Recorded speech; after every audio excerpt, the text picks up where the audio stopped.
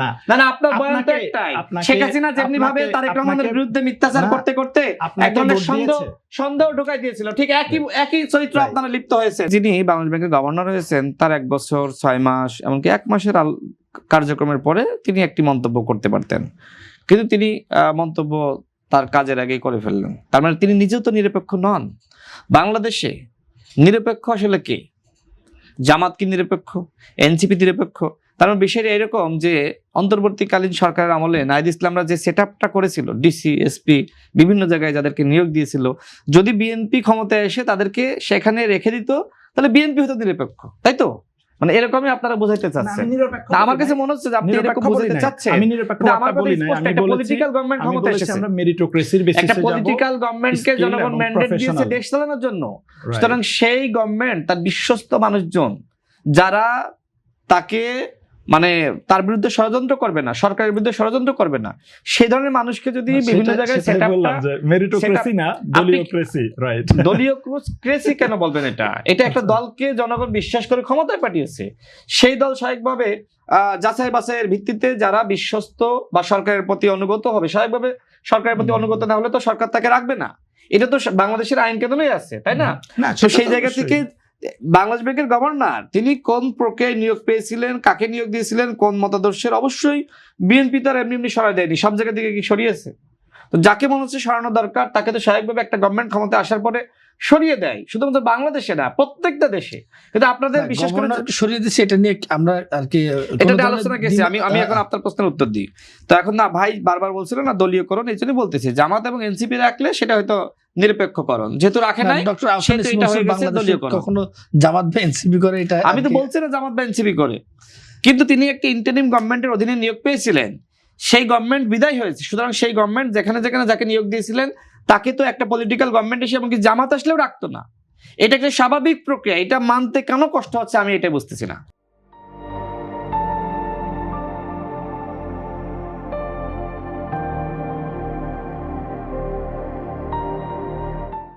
এটা তো আপনাকে আমাকে মানতে হবে। ঠিক বিএনপি যখন ক্ষমতায় থাকবে না, বিএনপি নেই, প্রশ্ন হয়েছে যাকে নিয়োগ দেওয়া হয়েছে না, তাকে তো একজনকে সরিয়ে নিয়োগ দেওয়া হয়েছিল, তাকে তো একজন গভর্নরকে সরিয়ে নিয়োগ দেওয়া হয়েছিল। তো যাক এই প্রসঙ্গ বাদ দিই, আপনি যেটা প্রশ্ন করেছেন সেটা নিয়ে বলি। এখন আমাদের বদিউল আলম মজুমদার সাহেব, তাই তো, ঐক্যমত কমিশনে 9 মাস আলোচনা হয়েছে, সে আলোচনায় আমিও ছিলাম।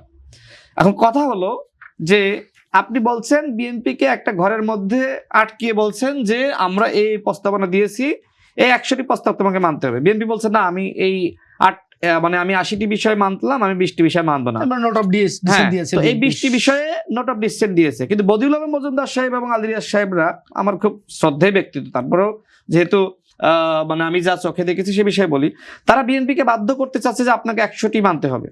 এখন বিএনপি একটি রাজনৈতিক দল, বিএনপি কি জামাত যা চাইবে তাই মেনে নিবে নাকি? এনসিপি যা চাইবে তাই মানবে নাকি? এবং দেখেন যে সময় আমরা জাতীয় সংসদ ভবনের দক্ষিণ প্লাজায় স্বাক্ষর করলাম, সেখানে যে বইতে আমরা স্বাক্ষর করেছি, আমিও নিজেও তো স্বাক্ষর করেছি, সেখানে উইথ নোট অফ ডিসেন্ট। এখন এই নোট অফ ডিসেন্টকে আপনি বাদ দিয়ে দিলেন, বাদ দিয়ে পরবর্তীতে আপনি কি করলেন, একটা গণভোটের আয়োজন করলেন এবং সেখানে আপনি 4টা প্রশ্ন দিলেন আর একটা উত্তর দিলেন। আমি কেমনে এটা সম্ভব? বিএনপি সে সময় কি বলেছিল যে আমরা যে সংস্কারগুলোতে আমরা ঐক্যমত পোষণ করেছি সেগুলো বিএনপি ক্ষমতায় গেলে বাস্তবায়ন করবে, বিএনপির মহাসচিব বলেছিল। এবং এই কথা শোনার পরেও মানুষ কিন্তু বিএনপিকে ভোট দিয়েছে। আপনি দেখেন যে পুরোটা সময় অন্তর্বর্তীকালীন সরকারের পুরোটা সময় বলা যায় যে সরকার দায়িত্ব নেওয়ার 2-1 দিন পর থেকেই জামাত এবং এনসিপি বলা শুরু করে, এনসিপি তো পরে হয়েছে, তাই না? তো তখন তারা সম্ভবত বৈষম্য বিরোধী ছাত্র আন্দোলনের পরিচয়ে রাজনীতি করতো। তারা বলা শুরু করলো যে বিএনপি সংস্কার বিরোধী, বিএনপি চাঁদাবাজ, যেটা ভাই এখন বলছে, ভাই এখন একই কথা বলছে। তো এই কথাগুলো বলার পরে, এই ধরনের বয়ান এস্টাবলিশ করার পরেও কিন্তু মানুষ বিএনপিকে ভোট দিয়েছে। কারণ মানুষ জানে যে জামাত ক্ষমতায় গেলে 1 সপ্তাহ দেশ চালাতে পারবে না, জামাতের সে অভিজ্ঞতা নাই, সেই ধরনের আন্তর্জাতিক যে আপনার একটা কমিউনিকেশনের ব্যাপার থেকে সেটাও নাই, বা জামাতের ব্যাপারে আমি আর নতুন করে কিছু না বলাই উচিত, সবাই জানে তো সেই জায়গা থেকে মানুষ বিএনপি কে বেছে নিয়েছে।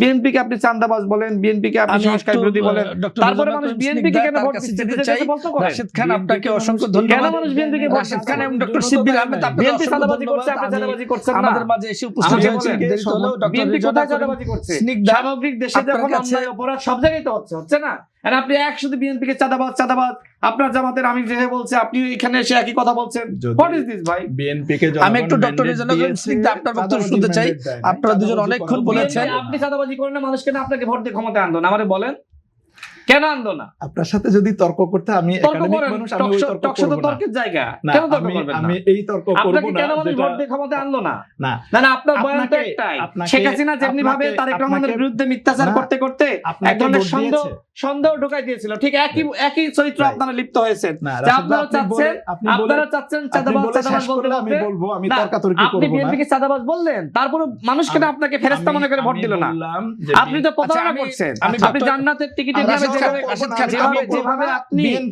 নগদ টাকা বিতরণ শুরু করেছেন। আপনি বলছেন বিএনপি কে জনগণ সমর্থন দিয়েছে, বিএনপি এখন যা ইচ্ছা রাশেদ তা খান এবং করতে ডক্টর পারবে, শাব্বির এই জন্য আহমেদ, জনগণ আপনাদের সমর্থন দুজনকেই দেয় অসংখ্য নাই। ধন্যবাদ। আমি বিএনপি কে একটু জনগণ ডক্টর সমর্থন রিজওয়ানা দিয়েছে। করিম স্নিগ্ধা আপনার সুন্দরভাবে আপনাকে দেশ কেন চালানোর জন্য শুনতে চাই। চাঁদাবাজি করবে না। সেটি হচ্ছে আমাকে দেয় নাই, আমাকে দেয় না, ধরেন আমার কোনো পার্টি নাই, আমাকে দেয় নাই, আপনার তো পার্টি নাই, হ্যাঁ। কিন্তু আপনার মনে হচ্ছে না, পার্টি আছে তো। আমার আমি তো- ধরেন বিএনপি এনসিপি কে আপনি তো এনসিপি এবং নিরপেক্ষ জামাতকে বলছেন না এখানে। না, আপনি কি এখানে শিক্ষক? আপনি কি কথা নিরপেক্ষ তো বলেছেন? শেষ বলেন। করতে আপনি দিতে হবে। নিরপেক্ষ বললে তো আমি আপনার সেটা এনসিপি বলতাম না। না, এনসিপি এবং জামাতকে জনগণ সরকারে বসায় নাই, সো বিএনপি কে বসাইছে। এখন বিএনপির দায় আমরা ক্ষমতাকে কোশ্চেন করব। অসংখ্য আমরা ধন্যবাদ। এখন আমি একটু যাদেরকে ডক্টর ক্ষমতা রিজওয়ানা দেয় নাই করিম তাদেরকে স্নিগ্ধা কোশ্চেন করবো কেন?